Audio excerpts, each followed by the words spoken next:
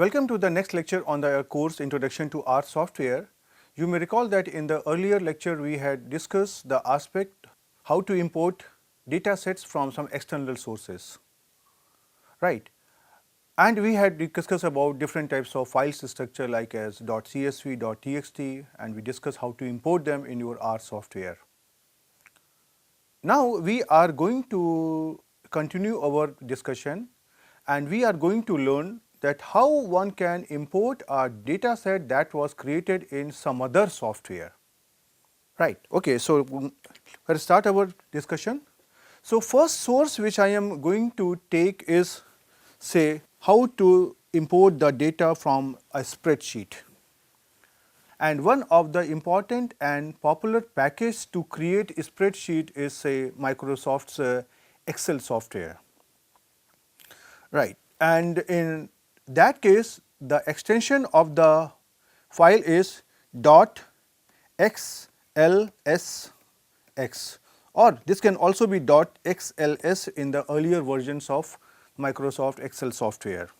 So here the question which we are going to address is how to import a data which is created in Excel software and has got an extension .xlsx.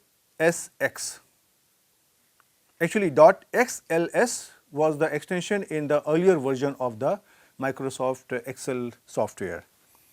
So in order to read a file which is created in XLS package, we have a command read.xlsx, and then inside the arguments we have to write down the file name. But when I try to use this command, this is going to read only the first sheet of the Excel spreadsheet. When we are trying to create an Excel sheet in the Excel software, then it is possible to create different sheets inside the same file. So the objective can be whether to read a particular spreadsheet which can be identified by the name of the spreadsheet or the number of the spreadsheet. Say spreadsheet number equal to 1, 2, 3, 4, or say its name. Okay. So when I am not giving here any further extension and I am simply writing read.xlsx, then it will read only the first sheet of an Excel file. This is an important point which you have to keep in mind. Right.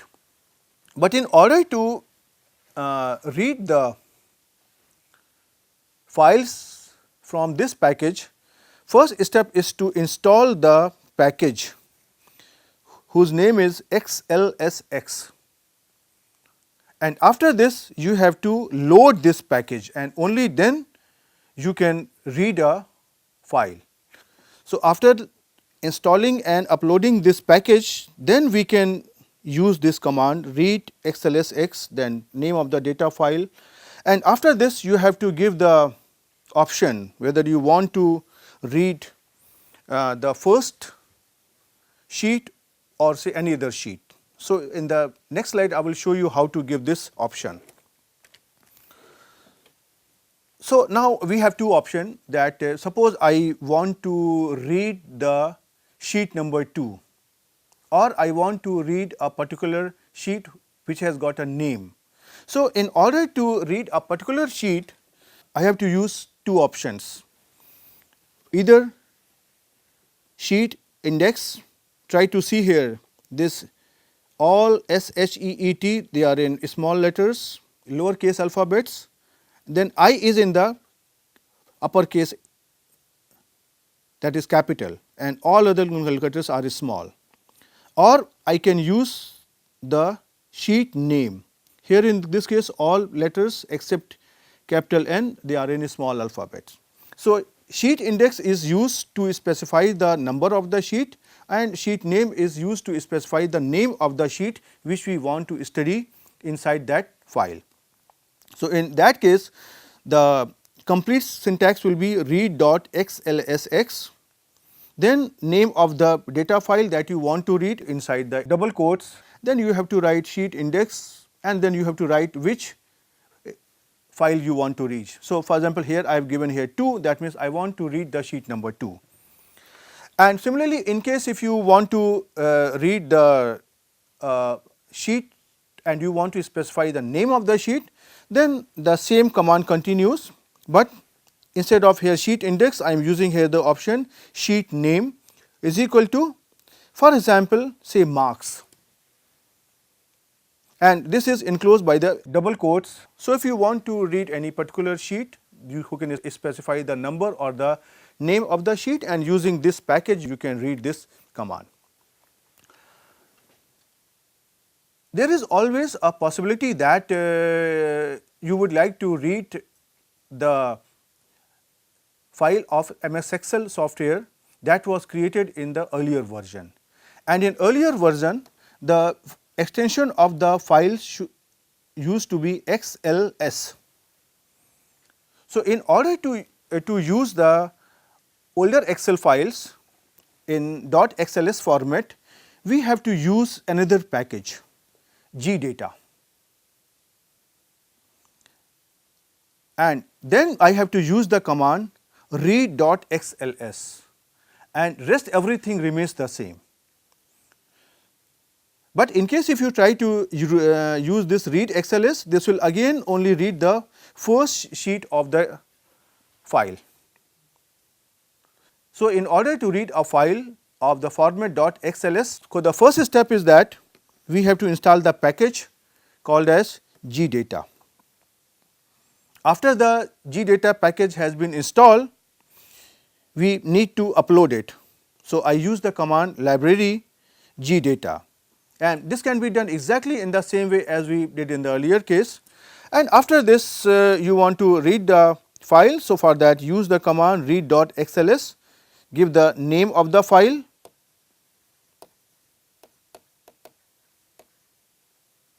and here you have to specify the sheet index or sheet name exactly in the same way as we did in the case of .xlsx format. So, that is pretty simple actually. So, now we have seen that in order to read the XLS and XLSX files, we have got two separate packages. These packages were used in the earlier versions of R software. Now, in the latest version of R software, a new package has been developed which can read the XLX and XLS files under the same package, and this package is here actually read Excel. So, in case if you try to use the package read Excel instead of gdata or XLS, then both the files with the extension .xls and .xlsx can be read from the same package. And in order to read the files under this package, there is a function read underscore Excel, and inside the brackets, inside the parenthesis, we give the details of the file as earlier. And in case if you try to use this command, this is going to read the first sheet of the Excel spreadsheet. So, in order to read the files with an extension .xls and .xlsx, first we need to install the package read Excel using the command install .packages and inside the double quotes read Excel. And after that, as usual, we will load the library. And now, in order to read the Excel file, we will use the command read underscore Excel, and inside the bracket within the double quotes we will give the name of the file having the extension XLSX or XLS. Now, from this file, in case if you want to open the file with a particular sheet name, or for example, if you want to open a particular sheet or if you want to read any particular sheet of the file, then we need to use the command Excel underscore sheets, EXCEL underscore SHEETS, and inside the brackets within the double quotes we have to give the name of the file. And then in the next step, we need to specify the information about the sheet. So, in order to do this, we use the command here read_excel, and here we already have given the name of the file, and now we need to add here one more information, which is SHEET, sheet is equal to, within the double quotes, try to give the name or index of the sheet. So, by this command we can read the sheet number 3 in the data file whose name is datafile.xlsx. Now, we take another source from which the data can come. Suppose we are going to read a SPSS data file. SPSS is a very popular statistical software, right.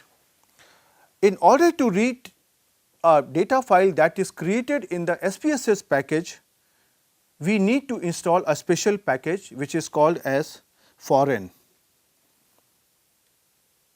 FOREIGN, all in small letters.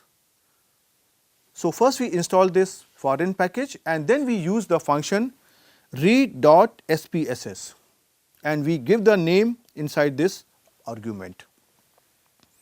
So, in case if you want to read a data file from SPSS package, first step is to install the package foreign using this command, then load this package using library command, and then simply try to use the read.spss command, and inside the argument enclosed by the double quotes try to write down the name of the file, and in the SPSS the extension of the data file is .sav, right. So, that is pretty simple, exactly in the same way. And there are some other options also to read the data file from some other software also, and for that usually the package foreign works, right. So, for example, in case if you want to read the file from Octave and MATLAB software, then the command is read.octave, and then inside the argument you have to give the name of the file including the path inside the double quotes. Similarly, if you want to read a data file which is generated from this software Systat, this is another statistical software, then you have to use the command read.systat, and then you have to give the file name and its path inside the double quotes in the arguments, and then you can read this thing. Similarly, if you want to read a data file from say software SAS is another statistical software, statistical analysis system, and in that case we use the command read.export, XPORT, right, and then the same format inside the argument you have to specify the name of the file along with its paths inside the double quotes.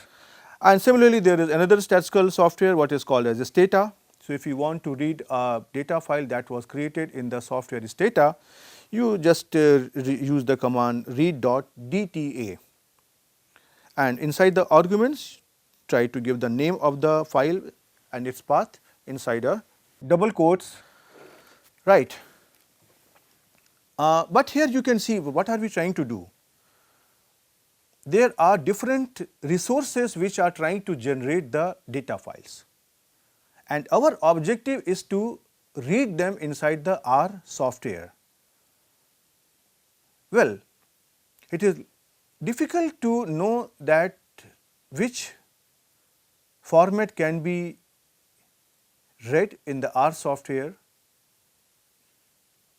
and which of the package has to be used. So, I would suggest you that whenever you want to read a particular type of data set, please try to use the help and try to see what is the command to read the data and what additional package has to be installed. And once you know this thing, then the steps are very simple. First step, install the package. Second step, load the package using library command, and third step is use the proper command to read the data file, and then you can read it. In case if you want to have some more description on the data import and export, that can be also found in the R manual, which is located at this data set on the website of the R project. So means if you want to have a specific thing, you can always read it from here. So after learning that how we can read the data from different sources or in different formats, the next objective is that whenever we are trying to run the program, how that program can be saved. One option is that we can see the outcome of the program on the screen, and the second option is that we would like to save the outcome of the program inside a file, and that file can also be of different type like a TXT or CSV or some other format. So now in the remaining lecture I am going to illustrate how one can save the outcome of a program inside a file. But in order to understand it, first we also need to know that how to see the contents of the working directory, because whenever you are trying to save a file in a directory, you would also like to check whether that file is there or not, or what are their contents. So first of all, I try to explain you here that how we can see the content of the working directory. So in order to see the contents of the working directory, we have a command here, list.files. So we try to write down here list.files files and the arguments. So when we try to do so, this provides us the list of all available files in the working directory. Right. Now, if you recall, some lectures back we had constructed a directory for our course, and this directory was located on the C drive and the name of the directory was R course. So what I am going to do here, that first I am going to set the working directory, and then I would try to use this command list.files and argument to see the contents of the file. So you can see here that when we try to do it on the R console over here, so first I try to change my working directory, and then I try to say here list files, and you can see here that we have these many files, and these many files, if you try to see here on the R course directory also, we have the same files. Right. So yeah, I mean the font size is a little bit here small, but still you can believe on me that these are the same files which are available over here.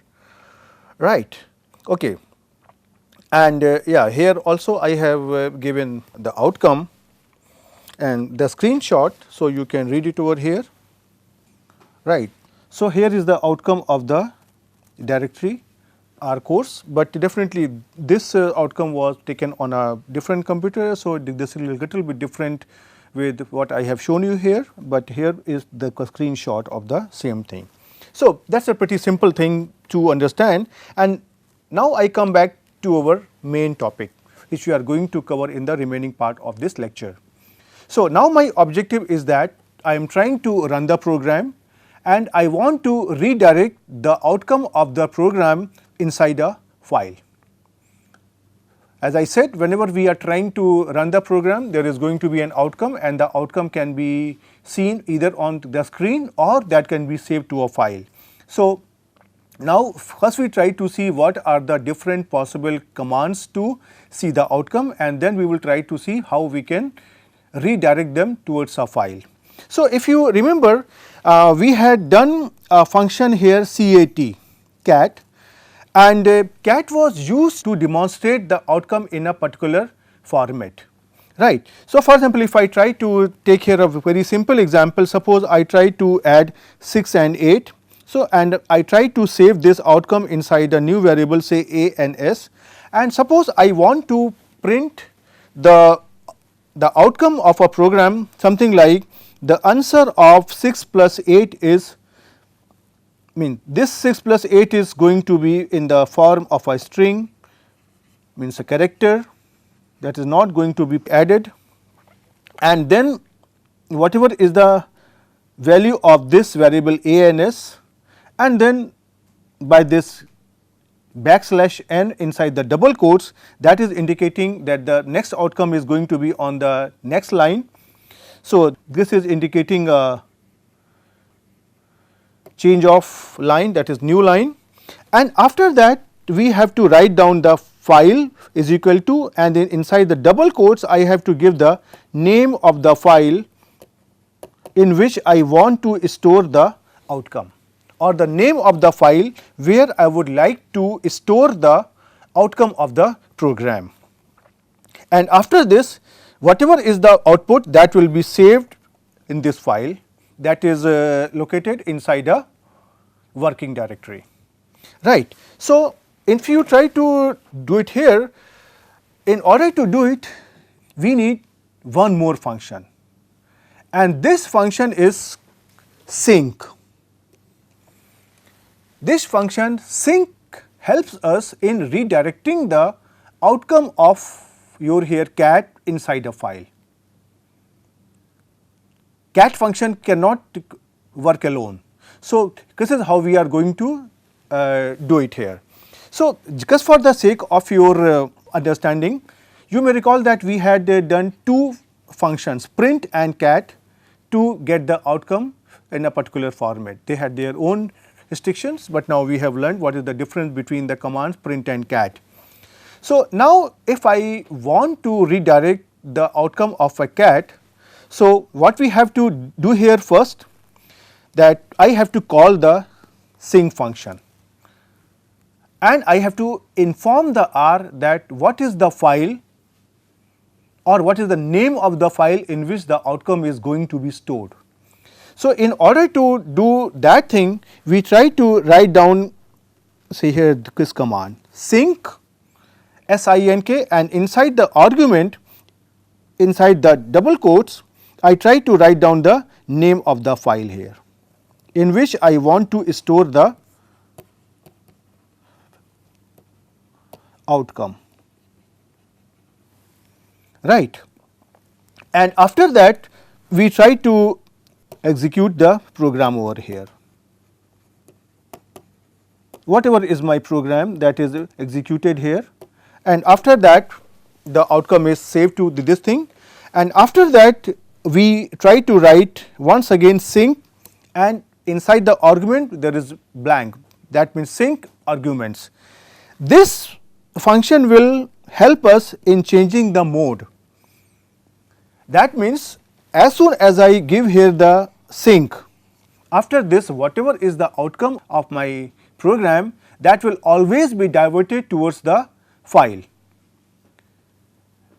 But once I have done my job, then if I try to give here sync and this arguments, then again I am trying to inform the R software, now please stop giving the outcome of the program inside the file, but now show the outcome of the file only on the R console, that is on the screen, right. So, this is a command to stop delivering the output to the file name or to the file whose name has been given earlier. Now, I would like to take an example to illustrate this concept, but before that let me just briefly clarify the difference between the print and cat functions.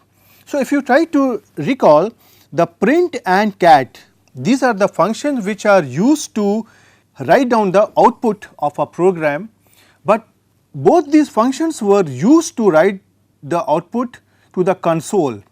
Console in simple language, I would say that this is the screen. That means, whenever we try to run the program inside the R software, whatever the output is coming on the screen, that is the outcome on the console of the R software. Now, what is the difference between cat and print? The cat function has the capability to redirect the outcome or the output of a program to a file, provided we have supplied a file name, whereas this capability is lacking in the print function. Print function cannot redirect its output to a file or to any file. Now, we are going to use here a function sync, which will force the cat function to redirect the outcome to a file. Cat function cannot do it alone. So, in order to do it, there are 3 steps that we have to follow. First of all, I have to use the function here sync, and inside the double quotes I have to write down the name of the file in which we would like to store the outcome, or in which we would like to redirect the outcome of a program. Now, in the second step, I have to write down source source, and inside the double quotes I have to write the name of the file or the name of the script file containing the program, right. That means, whenever we want to store the outcome, first I need to write down my function inside the script file, and that script file has to be saved inside the working directory. That file which is containing the function, that file is specified here. The name of the file is mentioned here. Here I have used the file name as a script.r, that is simply indicating the script of the program is written inside this file. So, as soon as I say here source and I try to give the program name, this will run the program or run the script, and whatever is the outcome that is captured while running the program, that is redirected to the file name. The file name which is given here as say output.txt. And once the program is over, now we need to inform in the third step to my program, now I do not want to redirect the outcome towards a file, please stop it, and now start giving the outcome on the screen or the R console. So, in order to inform this thing to my R software, we will use here a function sync, and then we write this argument. So, this will inform the R software to resume writing the outcome to the R console. When we are trying to do so, there are some other options like as append, that can be true or false. For example, if I am trying to run the program today and whatever outcome has been stored inside the file, and tomorrow I try to rerun the program, then whether the outcome should be appended or it should be overwritten on the outcome of the earlier day, and so on. So, these options are there which we have to specify by writing true or false, and then whether there is going to be split or not. These several options are there, but I am not going into that detail, but definitely I would like to take here a very simple example to illustrate all these things. So, what I try to do here, I am trying to use a data set that we have created earlier, and then I would simply try to write a small program. Although we have not done this part, but here my objective is not to tell you how to write the program, but simply to show you that whatever is the outcome of the program, that can be stored inside a file. Right, okay. So, if you try to remember, some lectures back we had created a file example1.csv, right, and in this file we have 3 variables that we had given as say here x1, x10, x100, and they were containing 4 values like as 2, 3, 4, 5, 20, 30, 40, 50, 200, 300, 400 and 500. And here I am using the option header is equal to true, so the first line of this data has been sacrificed as the header, right. So, in this file, if you try to see here, this is my data set. I will try to show you on the R console also, but here if you try to see, there is a first column, second column and third column. What I want to do is the following. I simply want to find out the means of the data set in the first, second and third column. So, what is my objective? I want to find out the mean of, say here, first column, then mean of second column and the mean of third column. Well, I can do it separately also, but I would like to write a program in which I would like to store all the 3 means inside the file directly, right. So, you can see here these 3 columns can be recalled by the names data inside the square bracket. I have to write 1, 2 and here 3. So, you can see here these are the data set which are coming over here, and my objective is simply I want to find out the mean of this data set 2, 3, 4, 5, mean of this data set 20, 30, 40, 50 given here and the mean of this data set that is 200, 300, 400 and 500. So, before we try to do it, let us try to see this data set, right. So, I try to read this data file on the R console, right. So, you can see here this is my here the data, right. And now, when I try to write down here data, say 1, so this gives me the first column, this gives me the second column and this gives me the third column, right. And now, in case if you try to find out here the mean of this data, I can also find it out in this particular mean of data 1, this is 3.5, mean of data 2 as a 35 and say mean of here data 3 as the 350. But here if you try to see in this highlighted part, I have tried to find out the mean of the 3 columns, but that I have done manually one by one. Now, I want to write down a small program to give me the outcome in a single shot. Moreover, if you try to see the outcome of these 3 commands mean of data 1, data 2 and data 3, that is coming on my screen. This is my R console and I do not want this data to be here on the screen, but I would like to save it inside a file. So, now what I try to do here is the following, right. I try to write down here a program, say here whose name is mean xyz and this is given as a function and the input is coming from this here file data, and means I simply try to define here a variable mean of data to be 0 just to initialize the program, and then I try to use here a loop in which I am saying that for I in 1 to 3, that means I have here 3 columns data 1, data 2, data 3. So, I will try to denote them by say here data comma I.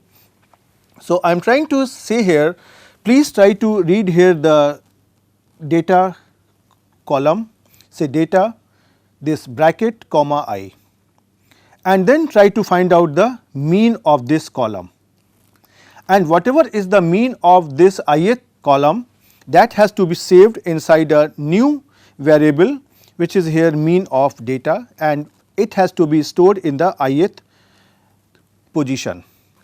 And after that this program will run from I goes from 1 to 3. So, the program is going to run for 3 times and then there are going to be 3 outcomes, mean of data 1, mean of data 2 and mean of data 3, and I want to express the outcome in this particular format.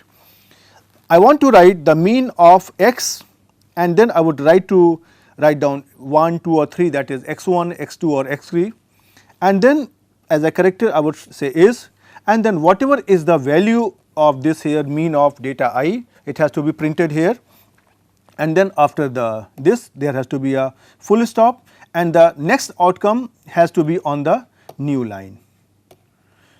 So, that means I want to write down here something like the mean of x1 is whatever is the value, then there is a change of line, and then the outcome will be the mean of x2 is this whatever is the value, then on the third line the mean of x3 is like this. So, I try to write down this program, and then I try to save this entire program inside a script file which is here mean xyz.r, right, and then I try to do this thing. I try to create a file whose name is output underscore mean xyz.txt, in which I am going to store the outcome. This is a file which is going to be created to store the outcome of this program. And now after this command here sync, then please try to check. This will create a blank file in your working directory, and before doing it this file will not be there. That you can check yourself. Now after this I try to write down the second step source, and I try to give here the name of the file in which I have written the program. This file name is mean xyz.R, that is a R script file. Do not worry, I will try to show you on the R console also. As soon as I execute this command, this will write the output inside the file. Which file? This file. Here I have two options, either I can use say source this thing, or I can also write down the program say mean xyz data, and it will also write down the outcome over there. And then in the third step I will write down here say sync and then this argument, and this will resume writing the output to the console. So, now let us try to do all this operation on the R console. So, what we try to do here, that first I try to create here a script file. So, I try to copy this function over here. Now, so first we try to open here new script file. So, this file is you see here, and I am trying to copy the same program over here. Now, you can see here in this directory there are here only 8 files, and there is no file say called as mean xyz.r. So, now this file is here, and I try to save this file here as say mean xyz,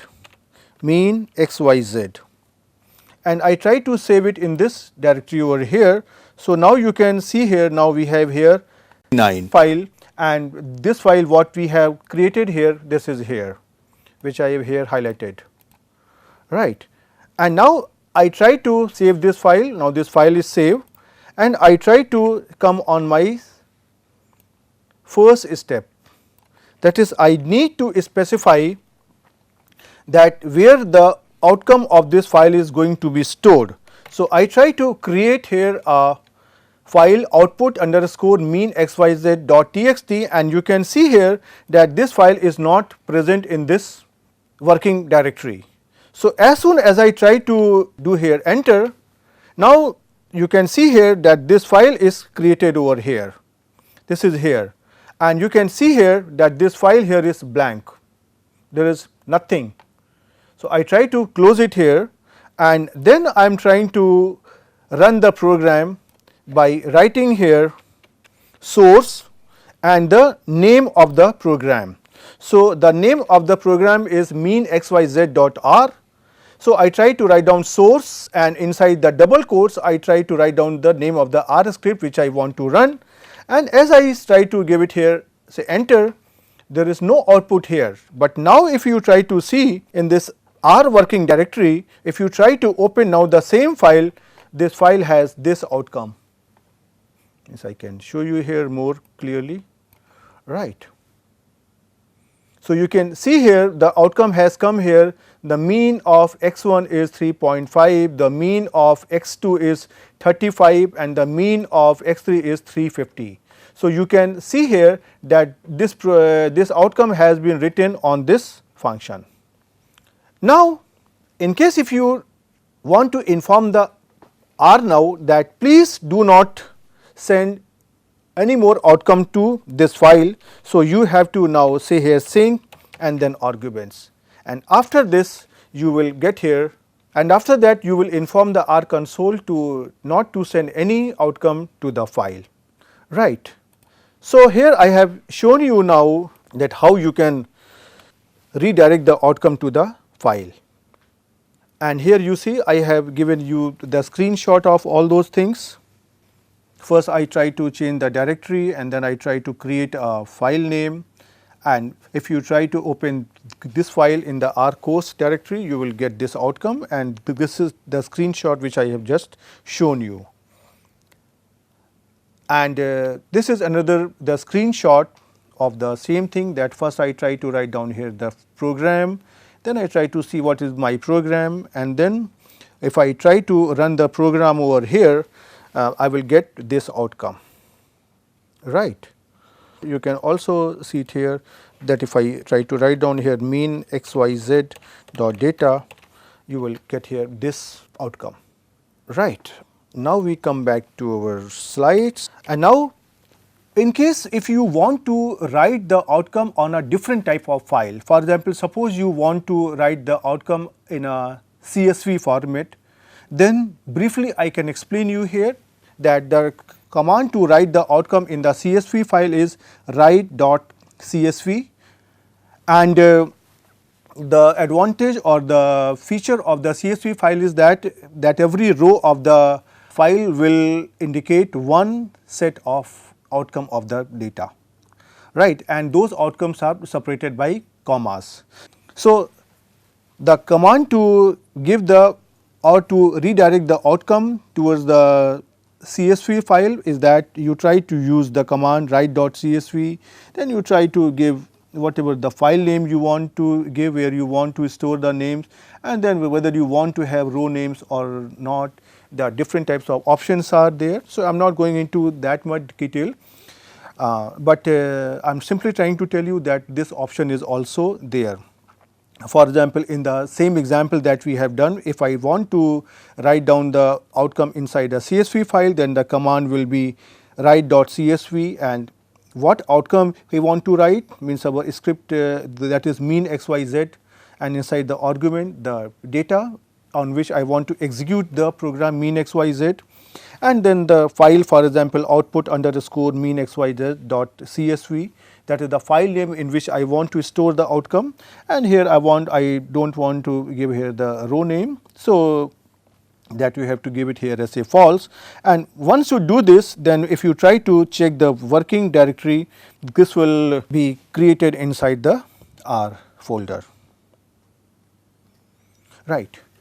So, now in this lecture we would like to stop here, and you may see that in this lecture we have learned that how we can import the data which is created in some other softwares, and after that we also have learned that whenever we are trying to execute the program, then how we can redirect the outcome to be stored inside the file.